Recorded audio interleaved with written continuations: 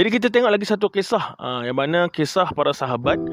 Kisah ni bermula ketika Nabi Muhammad sallallahu alaihi wasallam berhijrah ke Madinah. Berhijrah ke Madinah, yang mana apabila baginda Nabi sallallahu alaihi wasallam sampai ke Madinah ni, orang-orang Ansar ni dia begitu happy, begitu excited, yang mana dia telah bagilah bagai-bagai kepada baginda Nabi sallallahu alaihi wasallam. Adalah bagi bagai dapur, ikut apa dia nak bagilah.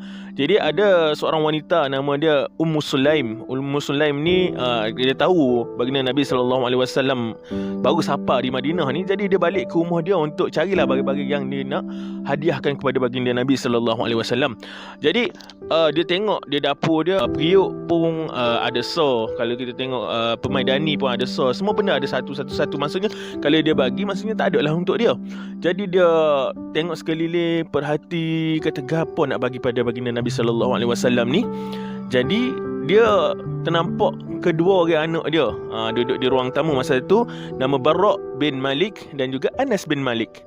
Jadi dia pun tanya anak-anak dia, siapa yang antara kamu ni yang setuju untuk berkhidmat kepada baginda Nabi sallallahu alaihi wasallam? Jadi Anas bin Malik pun mengangkat tangan, kata aku setuju. Aku nak jadi khidmat, aku nak jadi seorang budak khidmat kepada baginda Nabi sallallahu alaihi wasallam. Maka masa itulah dia kemas-kemas barang dan juga duduk bersama baginda Nabi sallallahu alaihi wasallam.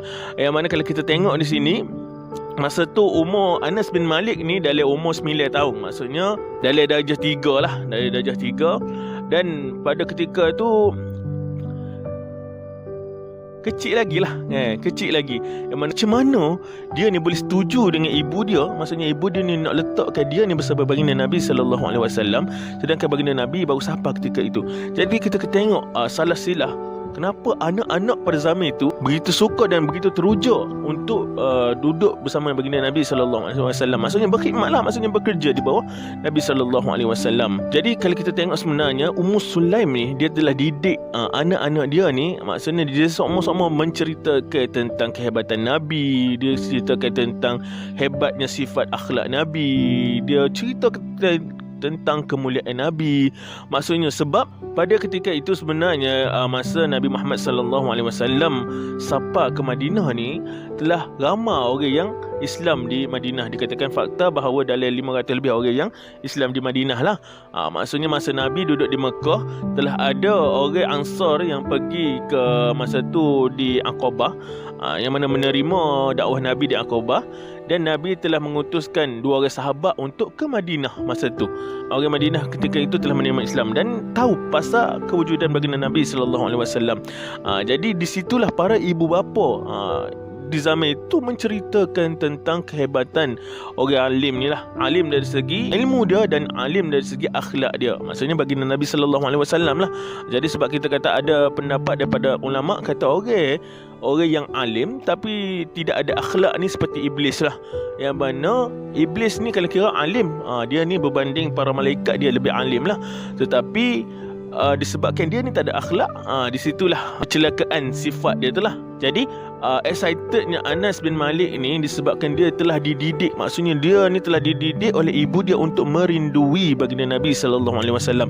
Maksudnya sebelum tidur cerita pasal baginda Nabi, bila buat pekerjaan itu cerita pasal baginda Nabi buat gini, baginda Nabi buat gini. Jadi ini telah menimbulkan rasa cinta, rasa sayang kepada baginda Nabi sallallahu alaihi wasallam, walaupun masa tu dia tidak pernah tengok lagi baginda Nabi sallallahu alaihi wasallam.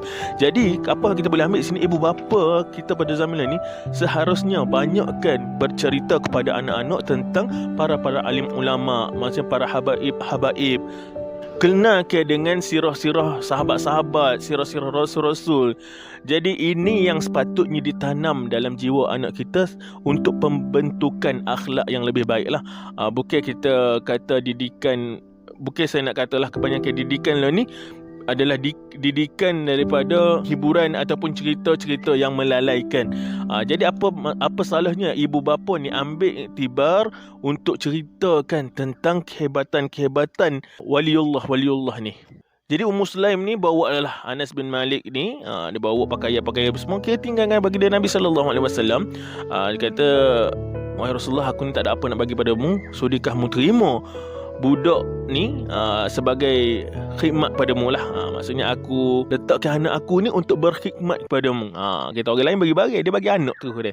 Jadi pada ketika itu banyaklah desas-desus perkabar daripada ibu bapa lain, kata apa lah mu ni duk letak ke anakmu hak kecil lagi ni baru 9 tahun dengan baginda Nabi sallallahu alaihi wasallam ni, sedangkan dia kecil lagi. Biarlah dia kita kata besar sikit dulu. Kalau kita tengok pada zaman lah ni pun kebanyakan ada ramai masyarakat yang kita kata bising apabila seseorang itu letak anak dia pada tempat alim ulama, pada tempat agama. Contoh kata hantar anak kecil di pondok, kita kata pondok tu kita tahu, kita kata tempat yang lubuk ilmu, yang mana kita boleh tahu situ kita boleh kenal Allah, kita boleh kenal Rasulullah, dan kita boleh dekat dengan para alim ulama. Tetapi apabila ibu bapa tu hantar anak dia pada tempat yang begitu, contohnya pondok, mereka dikecam. Dia katanya, Allah budak kecil atas pondok dah, biar habis ngaji dulu, biar habis UPSR dulu, biar habis SPM dulu baru letak pondok. Jadi inilah masalah mentaliti kita ni serupa mana mentaliti orang zaman Nabi gitu, yang mana mengecam Ummu Sulaim ni meletakkan Anas bin Malik ni bersama baginda Nabi sallallahu alaihi wasallam. Tapi kalau kita tengok sebenarnya baginda Nabi sallallahu alaihi wasallam ni mempunyai sifat ithar yang tinggi. Yang mana sifat ithar kita dah ngaji dari tu ya. Maksudnya melebihkan orang lain pada diri dia sendiri. Jadi Ummu Sulaim ni tahu kalau anak dia ni duduk bersama baginda Nabi sallallahu alaihi wasallam, dia bukan sekadar berkhidmat. Maksudnya berkhidmat ni buat kerja-kerja apa semua. Yang mana Sayyidina Anas ni akan dijaga dengan sebaik mungkin. Yang apa yang baginda Nabi makan itulah akil Anas bin Malik makan. Yang mana apa yang Nabi pakai, maksudnya sandal mana yang Nabi pakai, sandal itulah akil menjadi sandal yang mana menjadi ikutan kepada Anas bin Malik. Maksudnya dia akan pakai sandal yang sama. Jadi secara tak sedar Anas bin Malik ni bukan sekadar berkhidmat untuk baginda Nabi sallallahu alaihi wasallam, dia juga adalah sebagai anak angkat Nabi sallallahu alaihi wasallam, dan dia juga anak murid Nabi sallallahu alaihi wasallam, dan dia selalu dekat dengan Nabi sejak daripada dia umur 9 tahun sehingga baginda Nabi wafat lah. Maksudnya Nabi berada di Madinah selama 10 tahun. Jadi kalau masa dia duduk dengan Nabi tu umur dia 9 tahun, jadi dia telah berada bersama Nabi selama 19 tahun lah. Bayangkan dari situlah mengalirnya sifat akhlak Nabi sallallahu alaihi wasallam kepada Anas bin Malik, mengalirnya ilmu-ilmu Nabi kepada Anas bin Malik. Segala kebaikan sifat yang mana pada baginda Nabi itu mengalir masuk ke dalam diri Anas bin Malik. Yang mana Anas bin Malik kata, sepanjang aku duduk dengan baginda Nabi sallallahu alaihi wasallam ni selama 19 tahun ni, tidak pernah sekali pun Nabi ni meninggikan suara kepada dia, walaupun masa itu dia masih lagi anak-anak kecil. Jadi sifat inilah menjadi contoh, maksudnya contoh yang terbaik pada Anas bin Malik. Jadi inilah kelebihan yang kita dapatkan anak-anak kita dengan para alim ulama, para habib-habib, yang mana sifat-sifat mereka tu akan mengalir masuk dalam jiwa anak-anak kita. Kalau kita biarkan anak-anak kita ni hanya duduk bersama dengan hiburan-hiburan, maksudnya kita lock dia tengok TV, kita lock dia main handphone, sifat-sifat itulah akan meresap masuk ke dalam jiwa dia. Apa dia tengok itu yang dia belajar. Jadi seperti Anas bin Malik ni, dia tengok baginda Nabi daripada dia kecil, itulah yang meresap masuk ke dalam jiwa dia.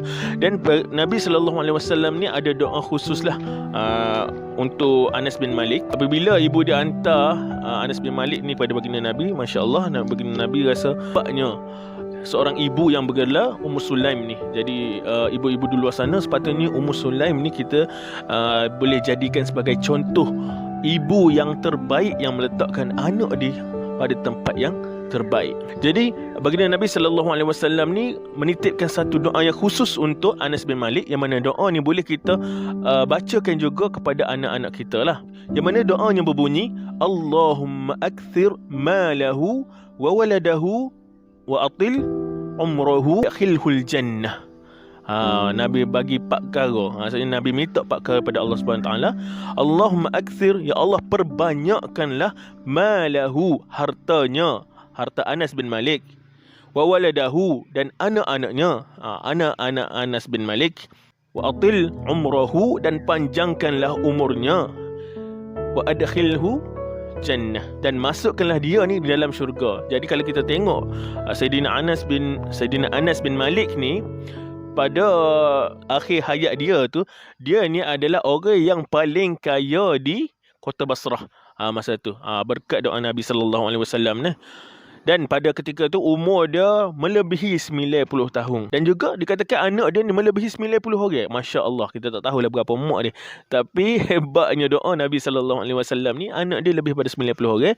Dan dia ni antara periwayat hadis yang paling banyak lah. Maksudnya dalam nombor 2 ataupun nombor 3 periwayat hadis. Yang pertama sekali Abu Hurairah radhiyallahu anhu, dan dia mungkin dalam nombor 2 lah. Nombor 2 ni Anas bin Malik. Yang ketiga adalah Ibnu Umar lah. Jadi tengok macam mana kesal apabila seorang anak yang kecil ni didekatkan dengan para alim ulama. Jadi di situ terbentuknya akhlak dia, budi pekerti dia, mindset dia, yang mana mindset yang sangat-sangat hebat yang telah terdidik pada kecil. Jadi sepatutnya kita ni sebagai ibu bapa ambil canda benda ni daripada kecil lagi. Kita telah didik dia dengan akhlak yang baik, maksudnya pertuturan yang baik, cara anak-anak bercakap dengan orang tua lagu mana, cara anak-anak supaya cara anak-anak patuh kepada perintah orang tua. Maksudnya daripada kecil lagi telah dididik untuk solat, dididik untuk ngaji Al-Quran. Jangan biarkan dia nanti besar baru nak ajar benda-benda ni. Yang mana kita tengok para sahabat-sahabat memang start pada kecil. Maksudnya start letak anak-anak tu letak pada kecil. Jadi dia tak akan masuk insya-Allah. Supaya anak-anak kita nanti menjadi asbab untuk kita ni masuk syurga Allah insya-Allah deh. Kita tak tahu, mungkin daripada anak-anak yang soleh inilah, doa dia ni lah akan menyebabkan timbangan kita berat di hari akhirat sana insya-Allah. Jadi itu saja perkongsian kita pada pagi ini. Semoga bermanfaatlah. Jadi akhir kata, tanda sayang Allah, banyakkan zikrullah. Tanda sayang Nabi, banyakkan salawat kepada baginda Rasulullah. Tanda sayang diri, banyakkan sebut astaghfirullah. InsyaAllah dengan izin Allah, syurga untuk kita. Jadi kita tutup majlis kita dengan tasbih kafarah dan surah Al-Asr.